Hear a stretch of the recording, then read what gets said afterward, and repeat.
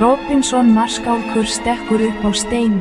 Stúlkan kippir í pilsið á hvítum síkjólum sínum og kippir fætina á gullskónum og klöppina úr kippir pilsið á gullskónum.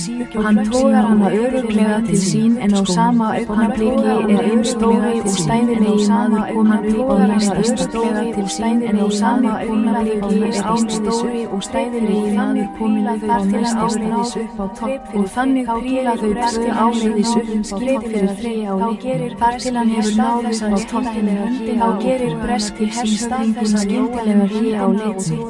Í stað þess að rétta henni höndina og toga hana til sín strýkur hann lófanum yfir andlit sitt eins og hann vilji draga fyrir þá sjón sem blasir við honum. Útrétt stúlkan, spyrjandi sagræn augu, titrandi rauðar varir og blaktandi ljósir lokkar við svarbláan og stjörnubjartan himinn.